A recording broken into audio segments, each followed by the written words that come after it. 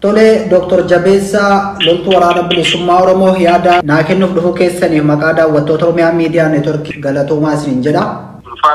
Tole dhiyeenya lola waraana bilisummaa Oromoo fi waraana bulchiinsa Abiy Ahmed jidduutti deemaa jiru hordofee walitti bu'iinsi daangaa saba Oromoo fi Somaalee jidduutti akka ka'u biltsiginnaan yaalaa jirtu odeeffannoon jedhu kallattii garaagaraatiin miidiyaa kanas dhaqqabaa ture. Kun ammoo akka fashaluuf kora taa'uu keessan dhageenye. Ragaa suursagaan deeggarame kan OMN fi ergitan irratti waraanni bilisummaa Oromoo Cibraa Soddon Booroo daangaa saba Somaalee fi Oromoo irratti kora taa'uu mul'isa. Korri karaa Booranaatiin Somaalee fi Oromoo jidduutti taa'ame kuni maali? Kaayyoon korsanii hoo maali? Hayyee fayyaa ta'ii kuni gabaabumatti si kennee korri kaayyoon korsanaa karaa hawaasatti deegidee hawaasa lamaan jidduutti nagaan akka buufa akka nagaan inni oolee bulee nagaan tiffatee galuu fi karaa immoo biraatiin karaa nyaaphaa sinaalee ajanda nyaaphaa fashaleessuudha. Kaayyoo nyaabii karoorfate fashaleessuudha. Korri suni sababii isaa guddaan. Mootummaan walitti bu'iinsa kana kaasuuf karoora qabaachuu isaa akkamitti beektan akkamittiin dhageettanii wanti kunoo akkamitti isinii milkaa'ee kora kana dhuftanii taa'uu dandeessan? Hayyee kuni karaanii akkaataan nu ittiin arganne dhageenye isaanum keessa qaamni keenya jiru jira isaanum keessa odumaa kaabinee isaanii keessaa milittee nu geesse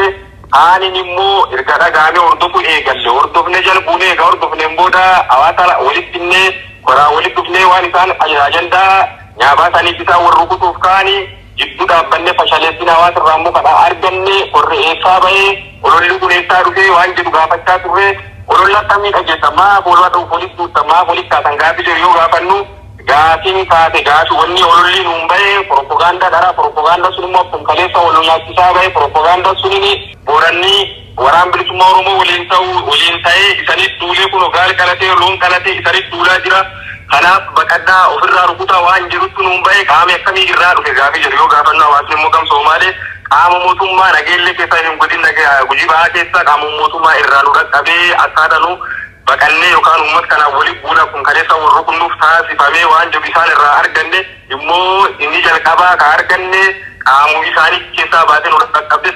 saniin hordofne immoo dhaqqabnee waan suni argine uummataallee baanee fashaleesse. Hayyee naannoon silaa walitti itti bu'iinsa uumuudhaaf karoorfatan kuni Boorana keessaa naannawa kami? Boorana moo gara Gujiitiin karaa walitti bu'iinsa kaasuudhaaf karoorfatan kun? Akkuma kaleessa godinichatti godiin koonya Gujii bahaati malee Booran keessaa kallattii Gumeel Dalloon. Hayyee bakka kora itti geggeeffatan kana to'annaa keessan jala jira itti baani kora sanii maal fakkaata? Warri gama Sumaalee hubannoo argatee waliigalteen irra geettanoo waliigaltee akkami?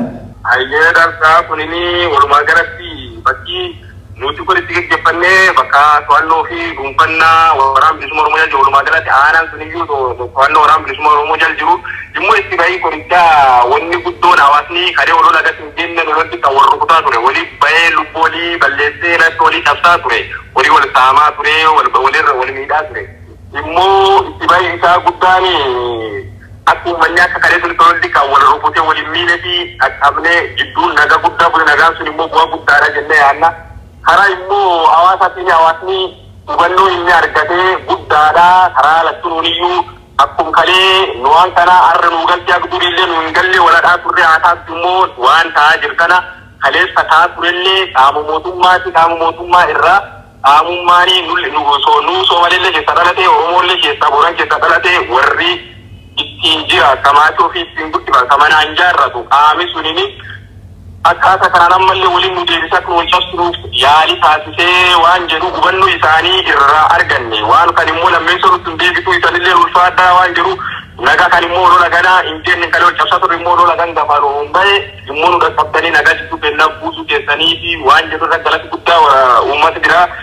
akka malee galata ulfaataa nu galchaa ture kun immoo hubannoo hawaasni hubatee ammaan booda akka hin deebine immoo isaan lamaan jidduutti koree dhaabatee wanni yoo horii badee ta'ee rakkoon garaagaraa karaa nama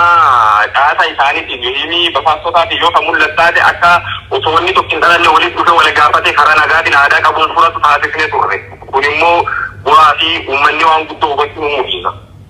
Tole walitti bu'iinsa kana uumuudhaaf qara kan yaadan Waleensoo Dheekkaa fi karaa Odaa Diimaatiin akka ta'e odeeffannoon kan nu gahee nus miidiyaadhaan gabaasnee naannoo kana sadiinittuu haalli jiru tasgabbaa'ee uummanni waliigalee jira amma.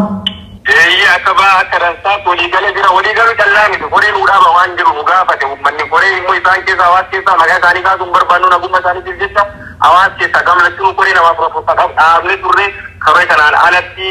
wanni tokko hin taane waada irraa walii seenee akka ajaa'ibaatti waliigalee addaan galle qoratan irraa. Walitti bu'iinsi saboota lamaan jidduutti bulchiinsa adda dimokiraasaa warraaqsa ummatoota Itoophiyaa PP jalattis raawwatamaa ture ammas raawwatamaati jira. Maddi walitti bu'iinsa kanaa dhuguma dheedaa fi bishaan immoo rakkoo gareen aangoo irra jiru dhalchetu ummata kana walitti buusa akka xiinxaltanitti yookaan akka hubattanitti maal fakkaata?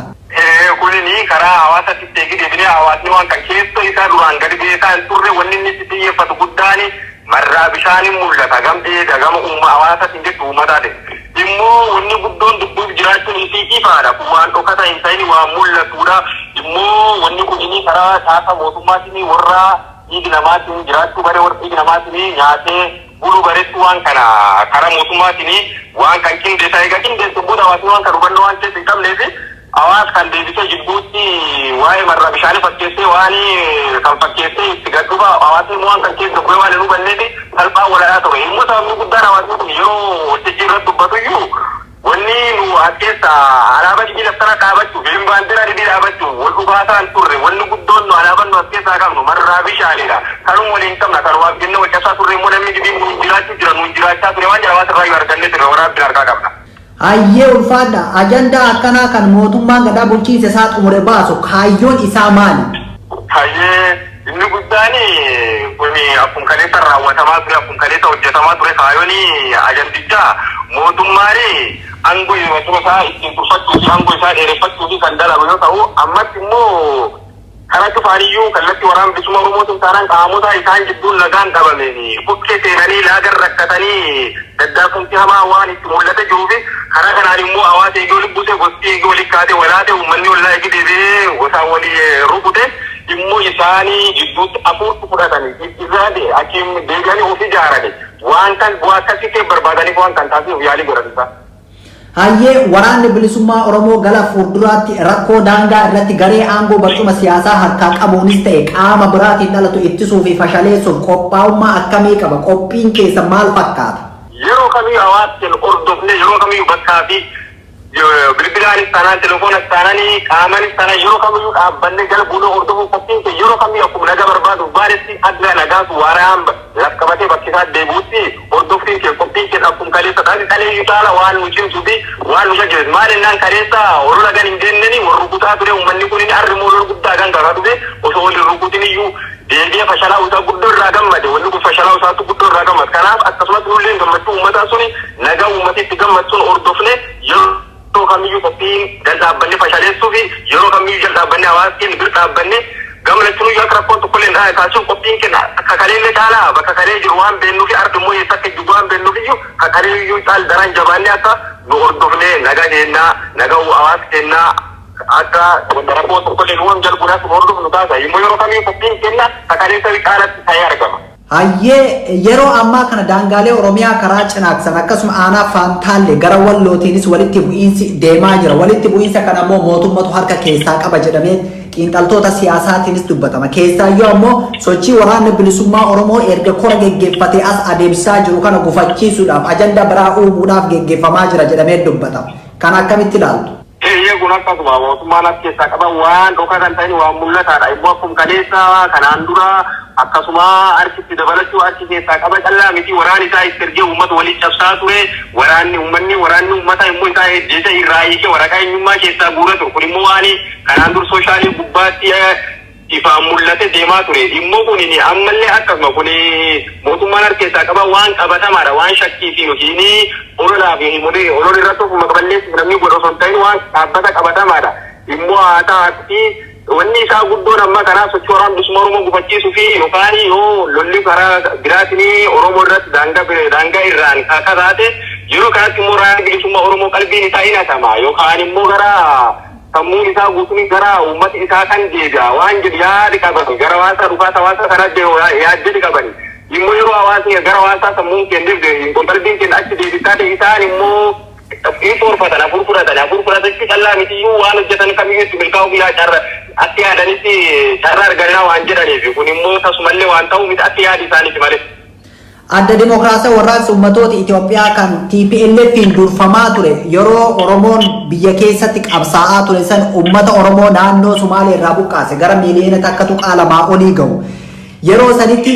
ilaalcha uummataa yookaan immoo xiyyeeffannaa uummataa qabsoo irraa gara buqqaatii sanitti jijjiiree ture. Sun akka hin dhufneef naannoo isaa uummanni akka tikfatuuf uummanni Oromoo maaltu irraa eegama, maal gochuu qaba, maal dhaamtu? Ayyee fayyaa ta'e kudini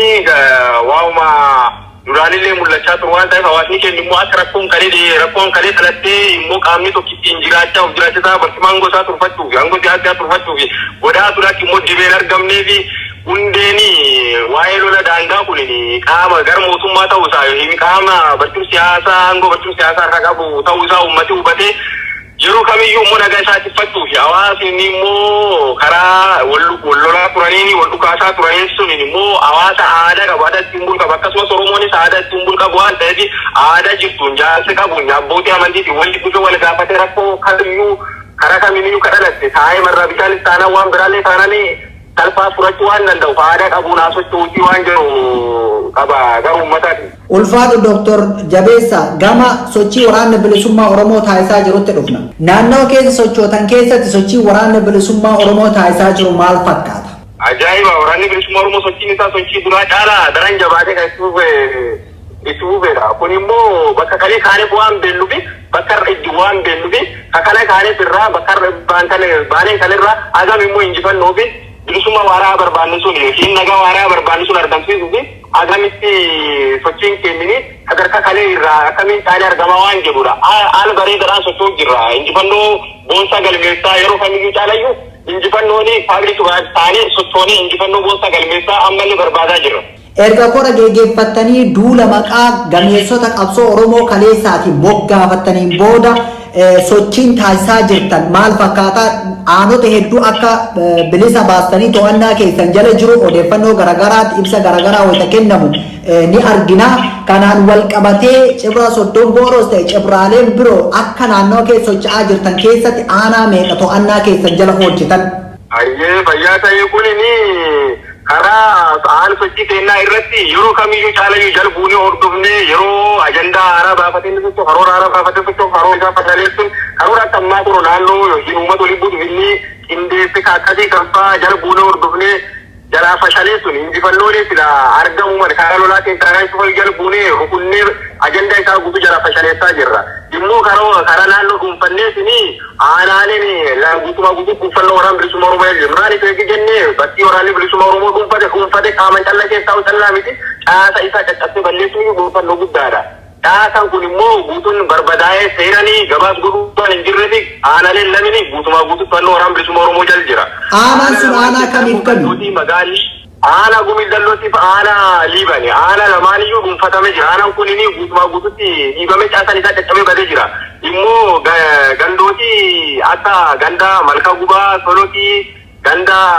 malkaa hoolaa ganda bulbulii boobaa kun guutuun to'annoo waraana bilisummaa Oromootii fi alaabaan bilisummaa Oromoo keessaa taa'ee mirmirsuu jira jechuudha. Immoo aanaa liiban keessa gandee akka qallaa danda'a qallaa labbuula walumaa galatti gandooti hedduun to'annoo waraana bilisummaa Oromoo jala jiru jechuudha. Sochii waraanni bilisummaa Oromoo taasisaa jiru kana gareen biltsiginnaa sochii shororkeessummaati jedhee yeroo dubbatu dhageenya. Sochii shororkeessummaa taasisaa jirtu isin. Kuni silaaftuu namni nama arrabsu nama hin faarsu beektee kuni walumaa galatti namni silaaftuu wanta biifi jibbu walirraa qabu maqaa dastaa walirra hin taa'u. Yommuu nuyi sochii shororkeessummaa geggeessuuf akka hin jirre wanni dhiyeenya kan taatullee balaa isaan uumuuf deeman kan uummata jidduutti uumuuf deeman dhaqqabnee jidduu dhaabannee nagaa uummataa buusuun keenyanii shororkeessummaa waan mul'isnatti fakkaatu. Kun immoo yoo qaama nagaa isaanii argamne dhala shororkeessa waan hojjechiisu tumi shororkeessan isaanii kakararra nama ajjeesaa jiru uummata waliin buute waliin cabsaa jiru shororkeessan isaa yoo jedhame malee nuti namni hawaasa isaan qindeessanii waliin buusuuf carraaquu jiran jidduu dhaabbanne hawaasa kun immoo waraabbiin guutuu speeshaalii gubbaatti mul'ataa karaa miidiyaa garaagaraatiin waan mul'achuu jiru maal innaa waraabbii guutuu waraabne nagaa isaan booressuuf kan jidduu dhaabbanne nagaa waaraa fi tasgabbii qabu uummata jidduu buufne suni miidhaa taasifamu nagaan kun ittiin cibfamu malee karaa orbaafnetti kallattii kennetti jiraa yaada jechuudha. Kun immoo maqaa shororkeessummaa nuu kaa'uu hin danda'u shororkeessa miti nuu karaa nagaa barbaaddoo ta'uu ta'an malee. Ayyee galatooma ulfaadha. Dabballeen bulchiinsa Abiyyi Ahmad waraanni bilisummaa Oromoo hin jiru kan jiru ABO shaneedha jedhee yeroo dubbatu baay'inaan irra deddeebi'eet mul'ata. Kanaafuu deebii maalii qabdan? Yeroo garagaraatti ammoo hoogganoonni cibraalee garagaraa waraana bilisummaa Oromoo nuti waraana bilisummaa Oromooti jedhanii yeroo itti deebii deebisaa turantu jira. Kanaafuu maal jettu? Nuti ABO shaneen ABO shanee suni yoo beekanii waan irraa jechuun malee ka jechuun qaban ka jechuun malanii ABO shaneen jechuu danda'a. Nuti waraana bilisummaa Oromooti malee ABO shaneen beeknu gabaabumatti kun immoo waan asitti amma isaan jedhaniifi kuchiin keessanii waliin fakkaatu waliin madaalu waan ta'eef waraana bilisummaa Oromooti malee ABO shaneen miti. Ulfaadha galatooma gareen kun bakka to'ate hin qabu naannoo gaheetti suuraa qofa ka'ee gadhiisa hospitaalaa fi kuusaa midhaanii fa'aa saama jechuun islimata keessaayyuu anuu bulchiinsa godina Gujii bahaa dubbiseen ture gaafii kanaan wal qabatee naannoo isin to'attanii fa'aa wal qabatee gaafii kana gaafadhe gaafii kanaaf deebii yeroo naa deebisu naannoon inni to'ate hin jiru wanti inni dalage yoo jiraate hospitaalaa fi kuusaa midhaanii fa'aa saamaa jira yaada jedhu naaf deebise kuusaa midhaanii saamtanii jirtu hospitaala barbadeessitanii jirtu waan kanaaf deebii maalii qabdu? Fayyaa ta'ee gudi maal jennaan naannoon isaan dhuunfatan hin jiru naannoo baanitti suura kaanii gadhiisaa jiru jechuun jiranii kun immoo olola maal jennaan kiddibuu odeessiti ololumuufti malee naannoon dhuunfanne uummata waliin seennee hawaasa waliin korgoonee waraantii garaagaraa goonee magaalota dhuunfanne guutuu soshaalii gubbaa oolchuuf jirra. Immoo karaa waa'ee saamichaa kan isaan baanani kun immoo kijiba dhugaa irraa fagaate maal eegi jettee ofii soshaalii gubbaatti waraabbii hedduu argisiisaa jira waraabbii hedduu gasiisaa jira naannoon midhaanii saamisa isaan saajireen isaanii saamanii miti gargaarsi miti mootummaan uummataaf hawaasaaf baase boqqolloo taanaan midhaan garaagaraa istoor keessatti ukkaamsitee yeroo ni gosaanii naggaadota gurguraa turti immoo kana jalbuunee hordofnee midhaan kun hawaasaaf gargaarsa hawaasaa waan ta'eef jalbuunee hordofnee istoor isaaniitii baafnee hawaasa qoodaa turre malee ka barbadeessine gunnilleen hin jiru immoo wanni mul'atu ololuma malee wanni isaan jechi jira ololuma malee soshaalii gubbaa dhiyoo kanallee waliin jira hawaasa baafnee hiriirsine waan isaanii gurgurachuuf annaaf saamanii walitti qabanii fila yeroo gurgurachuuf ol kaane guyyaa guyyaan baafne uummataaf qoodaa jirra wanni akkasiin jiru kijibi isaaniiti. Viidiyoo tokko daawwadhee jira midhaan kaabineen feetee gara tokkotti geessaa jirtu akka qabdanii uummataaf qooddan viidiyoo sanirraa ni mul'ata. Midhaan sun eessaa garam fe'amaa jira uummataaf qooddanii eessatti qooddan ganda kami keessatti wanti sun kan raawwate. Hayyee isin kallattii fa'aa jirtu kallattii aanaa gumindalloo immoo kaabiloota tallaa tasikee jira warra isaanii tasikee jira waraanni kanaa fi kaabineen kun achitti rakkataa jiran karaa tokkollee hin qaban waan ta'eef achi beelan dararamaa waan jiraniif midhaanii uummataaf bahe achitti gorsanii saamanii gurguranii naggaatti gurguratanii karaa kanaan karaa tolchaa turan immoo waan sun jala buunee hordofne karaa irraan maqsine eegaa maqsine immoo gandoota akka bulbulii gandoota akka dibbee gandoota malka gubaatii fi uummataaf baafne raabsine jechuudha kun waan immoo tokkotaan ta'e mul'ata ibsaa'u. Hayyee ulfaadha viidiyoo tokko kan Cibraa Soddon Booroo Aanaa Gumii Eldollootti hawaasa kora teessanii mariisus nu bira gahe kora kana ganda kamitti teettan lafaa fi bakka geettanitti hawaasni akkamitti isin simataa jira simannaan hawaasni isinii godhu maal fakkaata? Gandooti nu kora uummata hawaasa kennuu waliin goone kora keessaa goone gandoota akka malka gubaa gandoota akka solokii gandoota akka dibbee fi bulbulii jidduutti gandoota kanarratti hawaasa kennuu waliin godhachaa ture immoo yeroo kotaan godhachuu fi waamichi guddaan hawaasirraa nuu ta'e simannaa guddaan godhee sunanna callaa miti jalqabuma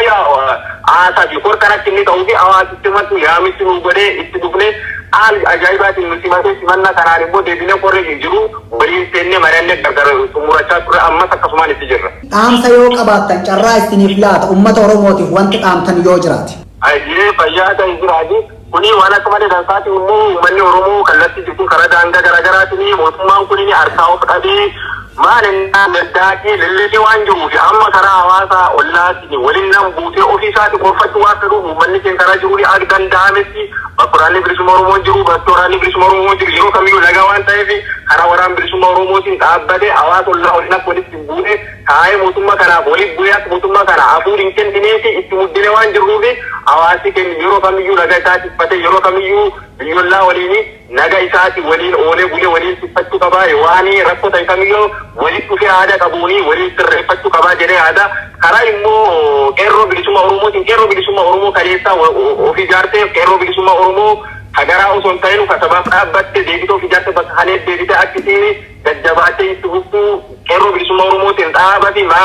fi maan jennaan waraanni bilisummaa Oromoo hojii goota hojjechuu jiru kallattii garaagaraa karaa qeerroo bilisummaa Oromoo isinleen hojii kaleessa deemuu qabdi injifannoo kan salphaatti yookiin mani barbaachisu salphaan rukutuuf yeroo barbaanne taate. Kanaaf karaa waraana bilisummaa Oromootillee hojii goota gubbaa jirtu hojii goota gubbaa jirra kanaaf waraanni bilisummaa Oromoo yeroo kamiyyuu caalaa yoo hamilee horatee mootummaa dallegee akka kufaatii gara itti muddee jal dhaabbatee sagantaa isaatti karoora isaa jalaa fashaleessa akka inni jajjabaatee injifannoo kan caalutti jiru waraana bilisummaa Oromootiif uummata Oromoolee dhaamaa fi ulfaadha.